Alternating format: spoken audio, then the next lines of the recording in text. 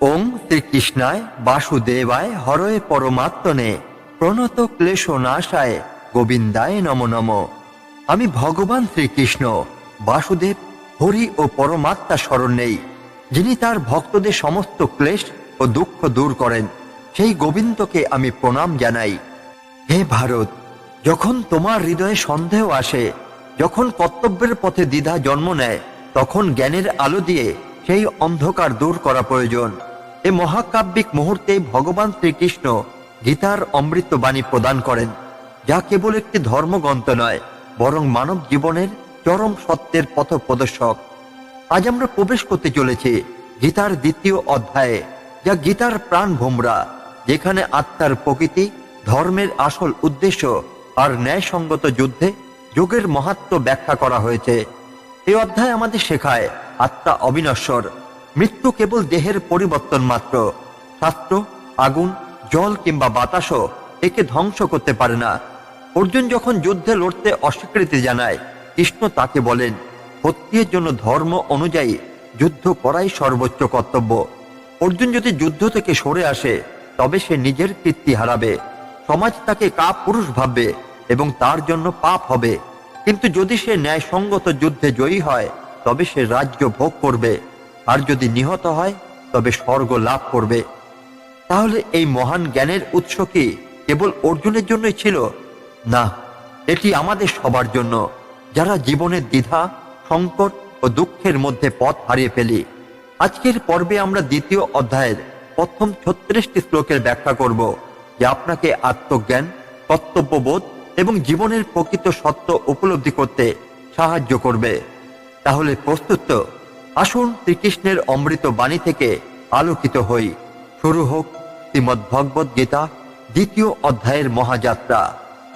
গীতার দ্বিতীয় অধ্যায়ের প্রথম শ্লোকটি হল, সঞ্জয় উবাচ তং তথা টিপজাবিষ্টমস্ত্র পূর্ণাকুলক্ষণম বিষিদন্তমিদং বাক্যমুবাচ মধুসূদন। সঞ্জয় বললেন, যুদ্ধে করুণায় পরিপূর্ণ হয়ে অশ্রু সজল চক্ষু নিয়ে গভীর বিষাদে নিমগ্ন অর্জুনকে তখন মধুসূদন এই কথাই বললেন। এই শ্লোকে অর্জুনের মানসিক অবস্থার চিত্র তুলে ধরা হয়েছে। তিনি কৃপা ও মায়ার আচ্ছন্ন হয়ে পড়েছিলেন এবং যুদ্ধ করতে ইচ্ছুকই ছিলেন না।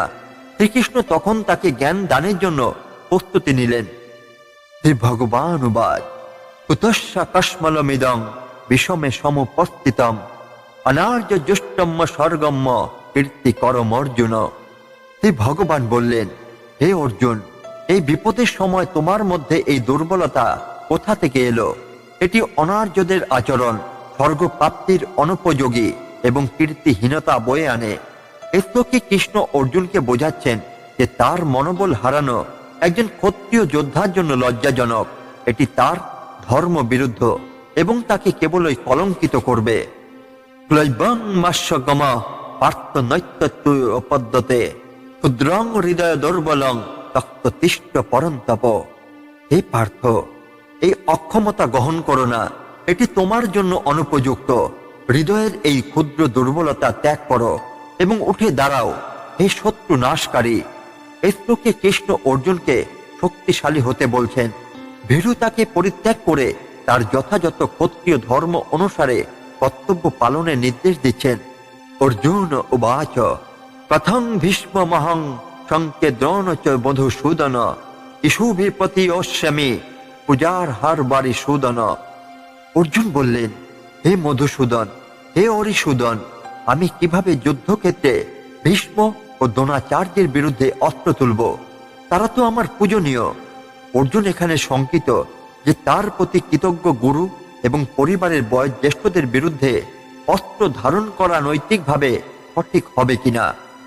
গুরুন্ন হত্যা হি মহানুভাবান শ্রেয় ভক্তুং ঐক্যমাপিহ লোকে হত্যার্থ কামাস্তুং গুরুনি হইব ভুঞ্জীয় ভোগান রুধির পদ্ধিজ্ঞান। এ মহানুভব গুরুকে হত্যা না করাই ভালো। ভিক্ষাবৃত্তি করে জীবন ধারণ করা শ্রেয়, কারণ তাদের হত্যা করে আমি রক্ত মাখা সুখ ভোগ করতে চাই না। অর্জুন মনে করছেন গুরুদের হত্যা করে রাজ্য লাভ করা পাপ, তার পক্ষে ভিক্ষা করে বেঁচে থাকা শ্রেয়। না চৈতদ্দিনব কতারণ্যগরীয় যদা জয়ম যদি বা ন জেয় জানেব হত্যান জিজি বিষাম তৎ অবস্থিতা প্রধানেত্ব। আমরা জানি না আমাদের পক্ষে কোনটি উত্তম, আমরা জিতব না ওরা জিতবে। যাদের হত্যা করলে আমরা বেঁচে থাকতে অনিচ্ছুক তারা আমাদের সম্মুখে দাঁড়িয়ে আছে। এ শ্লোকে অর্জুনের চূড়ান্ত দ্বিধার প্রকাশ ঘটে। তিনি নিশ্চিত নন যুদ্ধ জেতা উচিত না আত্মসমর্পণ করা উচিত, কারণ শত্রুরা তো তার আত্মীয় ও গুরু। কৃপয়া পরয়াবিষ্ট পচ্ছামি তাং ধর্ম সমরুচ্যতা যচ্ছেয় সন্নিশ্চিতং বর্হিত্তমে শিষ্যন্তেহং সাধি মা তাং প্রপন্নম। আমি করুণায় অভিভূত এবং ধর্ম সম্পর্কে সম্পূর্ণ বিভ্রান্ত। আমি তোমার কাছে প্রশ্ন করছি, যা আমার জন্য নিশ্চিতভাবে কল্যাণকর তা আমাকে বলো। আমি তোমার শিষ্য, তোমার শরণাগত, আমাকে শিক্ষা দাও। এই শ্লোকে অর্জুন আত্মসমর্পণ করছেন। তিনি স্বীকার করছেন যে তিনি নিজের সিদ্ধান্ত নিতে অপারগ এবং কৃষ্ণের দিক নির্দেশনা চান।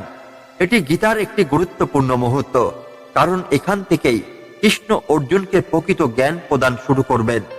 না ত্রিপ্রাপ্যস্যামি মমা পন্নুদ্যদ যচ্ছ ক্রমুচ্ছ্বসন মিন্দ্রিয়ানাম অবাপ্য ভূমা বশপত্নমিদং রাজ্যং সুরানামপি চাধিপত্যম। আমি এমন কিছু দেখতে পাচ্ছি না যা আমার এই গভীর দুঃখকে দূর করতে পারে, যা আমার ইন্দ্রিয়গুলোকে শুকিয়ে ফেলছে। এমনকি পৃথিবীর রাজ্য লাভ করলেও, এমনকি দেবতাদের রাজা হলেও এই দুঃখ মিটবে না। অর্জুন বুঝতে পারছেন বাহ্যিক সম্পদ বা রাজত্ব তার মানসিক সংকট দূর করতে পারবে না। এটি আধ্যাত্মিক জ্ঞানের সন্ধানের প্রথম ধাপ, যেখানে তিনি উপলব্ধি করছেন যে সত্যিকারের মুক্তি কেবল ভৌত অর্জনের মধ্যেই নেই। সঞ্জয় উবাচ এবং মুক্তা ঋষিকেশং গুরাকেশ পরন্তপ না যদস্য ইতি গোবিন্দ মুক্তা তৃষ্ণী বহু। সঞ্জয় বললেন, এইভাবে ঋষিকেশ অর্থাৎ কৃষ্ণকে বলার পর গুরাকেশ অর্জুন বললেন, আমি যুদ্ধ করব না, এবং চুপ করে রইলেন। অর্জুন এখন সম্পূর্ণভাবে দ্বিধাগ্রস্ত। তার অবস্থা এমন যে সে কিছুই বুঝতে পারছেন না এবং নীরব হয়ে গেছে। এটি জীবনের সেই পর্যায়ের প্রতীক যেখানে মানুষ আত্মদ্বন্দ্বে পড়ে যায় এবং সঠিক পথ খুঁজতে অসহায় বোধ করে। তং উবাচ ঋষিকেশ পচহাসন্নিব ভারত সেনোর্বর মধ্যে বিশিদদন্তমিদং বচ। হে ভারত, অর্থাৎ ধৃতরাষ্ট্রকে বলছেন। তখন ঋষিকেশ কৃষ্ণ সেনাবাহিনীর মাঝখানে দাঁড়িয়ে বিষাদগ্রস্ত অর্জুনকে হাস্য সহকারে এই কথাই বললেন। এখানে হাস্য সহকারে শব্দটি গুরুত্বপূর্ণ। কৃষ্ণ জানেন যে অর্জুনের এই দুঃখ মূলত তার অজ্ঞতার কারণে, এবং এটি কেবল প্রকৃত জ্ঞান দিয়ে দূর করা যাবে। তাই তিনি করুণা ভরে তাকে শিক্ষা দিতে প্রস্তুত হলেন। শ্রী ভগবান উবাচ অসত্যন্নব্য সচস্তং প্রজ্ঞাবাদানশ্চ ভাষসে গতাশূন গতাশংশ্চ নানুশচন্তি পণ্ডিতা। শ্রী ভগবান বললেন, তুমি যাদের জন্য শোক করছো তারা শোক করা যোগ্যই নয়, অথচ তুমি জ্ঞানীর মতো কথা বলছো।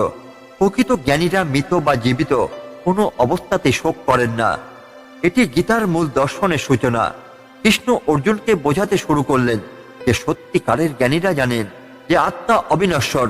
মৃত্যুকে একটি সাময়িক পরিবর্তন হিসেবে দেখা উচিত এবং এ কারণে কোনো অবস্থাতে শোক করা উচিত নয়। না তু এবাহং যাতু নাশান্নতং নেমে জনাধিপা ন চৈবন ভবিষ্যাম সর্বে বয়ম্মত পরম। আমি কোনোদিনই ছিলাম না, তুমিও ছিলে না, অথবা এই রাজাগণও ছিল না, এমন নয়, এবং ভবিষ্যতে আমরা কেউ অস্তিত্বহীন হব না। এই শ্লোকটি আত্মার অমরত্বের অন্যতম প্রধান ঘোষণা। কৃষ্ণ বলছেন, আমাদের অস্তিত্ব চিরকালীন, আমরা কেবল দেহ পরিবর্তন করি, কিন্তু আত্মা কখনো ধ্বংসই হয় না। এই শ্লোকগুলোর মাধ্যমে অর্জুনের দুঃখ ও দ্বিধার অবসান ঘটাতে কৃষ্ণ আত্মার অমরত্বের জ্ঞান দিতে শুরু করছেন। তিনি বোঝাতে চান, যারা সত্যিকারের জ্ঞানী তারা কখনোই মৃত্যু বা পার্থিব ক্ষতির জন্য শোক করেন না, কারণ আত্মা অবিনশ্বর। দেহিনৎস ছিন্নথা দেহে কাউমারং যবনং জরা তথা দেহান্তর প্রাপ্তির ধীরস্তত্র ন মুখ্যতে। যেভাবে এই দেহের মধ্যে দিয়ে শৈশব, কৈশোর ও বার্ধক্য আসে, সেভাবে মৃত্যুর পর আত্মা অন্য দেহ লাভ করে। জ্ঞানী ব্যক্তি এতে কখনো শোক করেন না। এই শ্লোকটি পুনর্জন্মের ধারণাকে ব্যাখ্যা করছে। কৃষ্ণ অর্জুনকে এটাই বোঝাচ্ছেন যে দেহ পরিবর্তনশীল, কিন্তু আত্মা চিরন্তন। যেমন ছোটবেলা থেকে বড়বেলা হয়, তেমনি দেহ পরিবর্তন হলো আত্মার কোনো ক্ষতি হয় না। মাত্রা স্পর্শাস্তু অন্ত্য শীতস্ন সুখ দুঃখদা আগাম পায় নৃত্য চিত্তাংস্তাক্ষ তিতিক্ষস্য ভারত। হে কুন্তেয়, অর্থাৎ অর্জুনকে বলছেন, ইন্দ্রিয় ও বস্তুগত সংস্পর্শ থেকে শীত গরম সুখ দুঃখ আসে। এগুলো সাময়িক এবং পরিবর্তনশীল, সুতরাং তুমি এগুলো সহ্য করতে শেখো। কৃষ্ণ এখানে বলছেন যে সুখ দুঃখ সাময়িক এবং ইন্দ্রিয়জ অনুভূতি মাত্র। জ্ঞানী ব্যক্তি এগুলোর দ্বারা কখনো প্রভাবিতই হন না, কারণ এগুলো আসা যাওয়া সব সময় করে। ইয়ং হীন ব্যস্তন্তেত পুরুষং পুরুষস্যভ সম দুঃখ সুখং ধীরং সৎ কল্পতে। হে পুরুষোত্তম অর্জুন, যে ব্যক্তি সুখ দুঃখ দ্বারা বিচলিত হয় না এবং ধৈর্য ধরে সহ্য করে, সে মুক্তির উপযুক্ত হয়। এখানে কৃষ্ণ বোঝাচ্ছেন যে যার মন স্থির এবং যে ব্যক্তি সুখ দুঃখকে সমানভাবে গ্রহণ করতে পারে, সেই প্রকৃত মুক্তির পথে যেতে পারে। না সত বিদ্যতে ভাব, না ভাব বিদ্যতে শত, উভয়রপি দৃষ্টান্ত স্তন অস্তদর্শিভি। অসত্যের কোনো অস্তিত্ব নেই, আর সত্য কখনো বিলুপ্তই হয় না। সত্য এবং অসত্যের প্রকৃত অবস্থান জ্ঞানীরা উপলব্ধি করতে পারেন। এই শ্লোকটি ব্রহ্ম জ্ঞান বা চিরন্তন সত্য সম্পর্কেই কথা বলছেন। দেহ ক্ষণস্থায়ী হলেও কিন্তু আত্মা চিরন্তন। অসত্য বা ক্ষণস্থায়ী বস্তু ধ্বংস হয়ে যায়, কিন্তু সত্য বা আত্মা অবিনশ্বর। অবিনাশী তু তদ্দিদ্ধি যেন সর্বমিদংততম, বিনাশম অব্যয় শাস্য নঃ কশ্চিৎ কর্তুমহর্তি। যে আত্মার দ্বারা সমস্ত জগৎ পরিব্যাপ্ত, সেটিকে তুমি অবিনশ্বর জেনে রেখো। এই অব্যয় আত্মাকে কেউই বিনষ্ট করতে কখনোই পারে না। এই শ্লোকে কৃষ্ণ বলছেন যে আত্মা চিরন্তন এবং অমর। কেউ আত্মাকে ধ্বংস করতে পারে না, কারণ এটি জন্ম মৃত্যুর সর্বের ঊর্ধ্বে। অন্তবন্ত ইমে দেহা নিত্য শোক্তা শরীরিণ অনাসীনত্বপমেয়স্য তস্মাদ যুদ্ধস্য ভারত। এই দেহগুলো হলো নশ্বর, কিন্তু আত্মা সবসময় চিরস্থায়ী, অবিনশ্বর এবং অপরিমেয়। তাই হে ভারত, যুদ্ধ করো। কৃষ্ণ অর্জুনকে বোঝাচ্ছেন যে দেহ ক্ষণস্থায়ী, কিন্তু আত্মা চিরন্তন। যুদ্ধ করতে দ্বিধা করা উচিত নয়, কারণ এটি কেবল দেহের বিনাশ, আত্মার নয়। এই শ্লোকগুলোতে কৃষ্ণ আত্মার চিরস্থায়িত্ব এবং দেহের ক্ষণস্থায়িত্ব ব্যাখ্যা করছেন। তিনি অর্জুনকে বোঝাচ্ছেন যে আত্মা কখনো ধ্বংস হয় না এবং প্রকৃত জ্ঞানীরা এই সত্যই উপলব্ধি করেন। সুখ দুঃখ ঠান্ডা গরমের মতো পার্থিব অনুভূতিগুলোর জন্য চিন্তিত না হয়ে তাকে কর্তব্য পালনে ব্রতী হতে বলছেন। ये अनं वित्ति हस्तारं यश्ननं मन्नते हतं उभौ तो न बिजानीत नयं हन्ति न हन्नते। যে আত্মাকে হত্যাকারী বলে মনে করে এবং যেভাবে আত্মাকে হত্যা করা যায়, তারা উভয়ই ভুল বোঝে। আত্মা কাউকে হত্যা করে না, আত্মাকেও হত্যা করা যায় না। এই শ্লোকে কৃষ্ণ বোঝাচ্ছেন যে দেহ নশ্বর, কিন্তু আত্মা অবিনশ্বর। যুদ্ধক্ষেত্রে অর্জুনের কর্তব্য পালনের ফলে প্রকৃতপক্ষে কোনো হত্যাই হবে না, কারণ আত্মা চিরঞ্জীব। ন জায়তে শ্রেয়তে বা কদাচিন নায়ং ভূত্তা ভবিত্তা বান ভূয় অজো নিত্য শাশ্বতজ্জং পুরাণ ন হন্যতে হন্যমানে শরীরে। আত্মা কখনো জন্মায় না এবং কখনো মারাও যায় না। এটি কখনো সৃষ্টি হয়নি এবং কখনো বিলীন হবে না। এটি জন্মহীন, চিরস্থায়ী, শাশ্বত এবং প্রাচীন। শরীর ধ্বংস হলো, আত্মা কখনো ধ্বংসই হয় না। এখানে আত্মা চিরন্তন প্রকৃতির ব্যাখ্যা দেওয়া হয়েছে। দেহ পরিবর্তন হয়, কিন্তু আত্মা জন্ম মৃত্যুর ঊর্ধ্বে। এটি নিরবিচ্ছিন্ন অস্তিত্বের প্রতীক। বেদা বিনাশিনং নিত্যাঞ্জ এন মনুষ্যসতি কথংস পুরুষ পার্থ কং ঘাতে অতি হন্তি কং। যে ব্যক্তি জানে আত্মা অবিনশ্বর, চিরস্থায়ী এবং অপরিবর্তনীয়, সে কিভাবে কাউকে হত্যা করতে পারে বা হত্যার জন্য নির্দেশ দিতে পারে? অর্জুন যুদ্ধক্ষেত্রে দাঁড়িয়ে দ্বিধাগ্রস্ত ছিলেন, কিন্তু কৃষ্ণ বোঝাচ্ছেন যে যুদ্ধের মাধ্যমে প্রকৃতপক্ষে কোনো হত্যাই হবে না, কারণ আত্মাকে হত্যা করা যায় না। বাসাংসি জৈনানি যথা বিহায় নবানি গৃহাতি নরপরানি তথা শারীনানি বিহায় জৈনা নানি সংজাতি নবানি দেহি। যেমন পুরানো বস্ত্র ত্যাগ করে মানুষ নতুন বস্ত্র গ্রহণ করে, তেমনি আত্মা পুরনো দেহ ত্যাগ করে নতুন দেহ গ্রহণ করে। এই শ্লোক পুনর্জন্ম তত্ত্বের একটি শক্তিশালী উদাহরণ। আত্মা পুরাতন দেহ ছেড়ে নতুন দেহ ধারণ করে, তাই মৃত্যু আসলে একটি দেহ পরিবর্তনের মতোই। নৈন্যং ছিন্দন্তি সত্তানি নৈন্যং দহতি পাবক নঃ চৈন্যং ক্লেদন্তপ ন সশয়তি মারুত। শস্ত্র দ্বারা আত্মাকে কাটা যায় না, আগুন দ্বারা এটি পোড়ানো যায় না, জল দ্বারা এটি ভেজানো যায় না, এবং বায়ু দ্বারা এটি শুকানো যায় না। এই শ্লোক আত্মার অবিনশ্বরতা ব্যাখ্যা করছে। যে আত্মা অনশ্বর তা কোনো পার্থিব উপাদান দ্বারাই কখনো বিনষ্ট হয় না। অচ্ছেদত্য যমদাহত্য যম ক্লেদত্ত শস্য এবচ নিত্য সর্বগত তানুর চলত্যং সনাতন।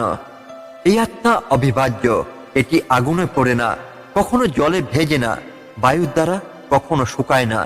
এটি চিরস্থায়ী, সর্বত্র বিরাজমান, স্থির, অচল এবং শাশ্বত।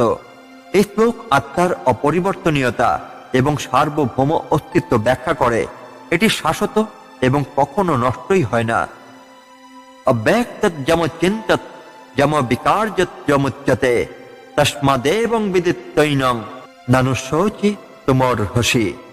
এই আত্মা অনুভবের অতীত, চিন্তার অতীত, পরিবর্তনশীল নয়, তাই একে জানার পর তোমার আর শোক করাই উচিত নয়।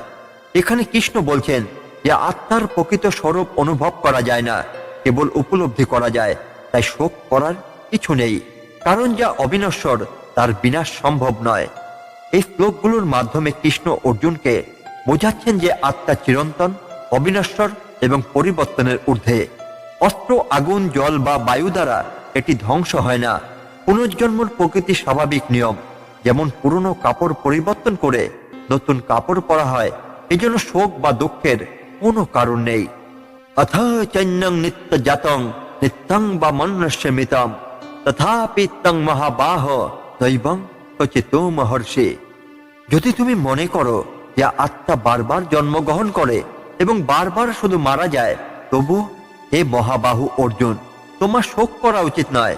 এই শ্লোকে কৃষ্ণ বলছেন, এমনকি যদি কেউ আত্মার পুনর্জন্মের ধারণা বিশ্বাস না করে এবং মনে করে যে এটি মৃত্যুর সাথে শেষ হয়ে যায়, তবু শোক করা যুক্তিযুক্ত নয়, কারণ জীবন মৃত্যু প্রকৃতির স্বাভাবিক নিয়ম। যতস্য হি ধ্রুব মৃত্যু ধ্রুবং জন্ম মৃতস্য চ তস্মাদ পরিহার্যথে নত্যং সচিত মহর্ষি। যে জন্মগ্রহণ করেছে তার মৃত্যু নিশ্চিত, এবং যে মারা যায় তার পুনর্জন্ম নিশ্চিত, তাই যা পরিবর্তনযোগ্য তার জন্য শোক করা উচিত নয়। জন্ম এবং মৃত্যু এক অবিচ্ছেদ্য চক্র। যেহেতু এটি কারো পক্ষে পরিবর্তন করা সম্ভব নয়, তাই এ নিয়ে দুঃখিত হওয়া অর্থহীন। অব্যক্তাদিনী ভূতানি ব্যক্তে মধ্যানি ভারত অব্যক্ত নিধনান্যব্য তত্ত্ব কা পরিদেব না। সকল জীব সৃষ্টি হওয়ার আগে অব্যক্ত ছিল, পরে ব্যক্ত দৃশ্যমান হয় এবং মৃত্যুর পর আবার অব্যক্ত হয়ে যায়। তাহলে এ নিয়ে শোক কিসের? জীবনের প্রকৃতি হল সৃষ্টি ও বিনাশের মধ্যে পরিবর্তনশীল। আগে যা ছিল না তা কিছু সময়ের জন্য দৃশ্যমান হয় এবং পরে আবার অদৃশ্য হয়ে যায়। এটাই হলো প্রকৃতির নিয়ম। আশ্চর্যবত পশ্যতি কষ্টিদেনম আশ্চর্যবদ্যতি তৈথবচ্চান্ন আশ্চর্যবচ্চান্নমন্ন শ্রীণতে তত্রাপ্যেনং বেদন চৈব কষ্টিত। কেউ কেউ আত্মাকে আশ্চর্যের মতো দেখে, কেউ অবাক হয়ে এর কথা বলে, কেউ বিস্মিত হয়ে শোনে, আর কেউ জানলেও পুরোপুরি বুঝতেই পারেন না। আত্মার প্রকৃত এত সূক্ষ্ম গভীর যে এটি বোঝা খুব কঠিন, কিন্তু মানুষ একে উপলব্ধি করতে পারে। কিন্তু মানুষ যদি শুনে অবাক হয়, আবার অনেকেই এটি জানার পরও সম্পূর্ণরূপে বুঝতে পারে না। দেহি নিত্যম্য বদ্ধত্যয়ং দেহে সর্বস্ব ভারত তস্মাৎ সর্বাণি ভূতানি তং কচি তুর মহর্ষি। হে ভারত অর্জুন, শরীরের মধ্যে অবস্থানকারী আত্মা চিরস্থায়ী এবং অবিনশ্বর, তাই কোনো জীবের জন্য তোমার শোক করা উচিতই নয়। এই শ্লোকের মাধ্যমে কৃষ্ণ পুনরায় বলছেন যে আত্মা কখনো ধ্বংস হয় না, এটি কেবল দেহ পরিবর্তন করে। যেহেতু আত্মা অবিনশ্বর, তাই মৃত্যু নিয়ে চিন্তা বা শোক করার কিছুই নেই। এই শ্লোকগুলোর মাধ্যমে কৃষ্ণ অর্জুনকে বোঝাচ্ছেন যে মৃত্যু অবশ্যম্ভাবী এবং আত্মা চিরন্তন, যা পরিবর্তনযোগ্য এবং অনিবার্য। তার জন্য শোক করা অর্থহীন। আত্মার প্রকৃতি গভীর এবং রহস্যময়, যা বোঝা সহজই নয়, তবে জ্ঞানী ব্যক্তিরা একে উপলব্ধি করেন। সধর্মপি চাবেক্ষণ বিকম্বিতুম হর্ষি ধর্মাদি যুদ্ধাচ্ছেয় তৎন সত্যস্য ন বিদ্যতে। নিজের ধর্ম অর্থাৎ কর্তব্য বিবেচনা করেও তোমার কাঁপা কখনোই উচিত নয়, কারণ সত্যের জন্য ধর্ম অনুযায়ী যুদ্ধের চেয়ে আর উত্তম কিছু নেই। এই শ্লোকে কৃষ্ণ অর্জুনকে বোঝাচ্ছেন যে একজন যোদ্ধার জন্য ধর্ম অনুযায়ী যুদ্ধ করাই প্রধান কর্তব্য। অন্যায়ের বিরুদ্ধে লড়াই করাই প্রকৃত ক্ষত্রিয় ধর্ম।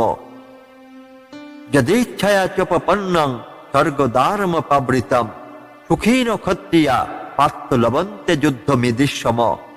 হে পার্থ, যোদ্ধারা এমন যুদ্ধকে সৌভাগ্য বলে মনে করে যা স্বর্গের দরজা খুলে দেয় এবং যা স্বতঃস্ফূর্তভাবে আসে। যোদ্ধার জন্য ন্যায়সঙ্গত যুদ্ধে অংশগ্রহণ করা সম্মানের বিষয়।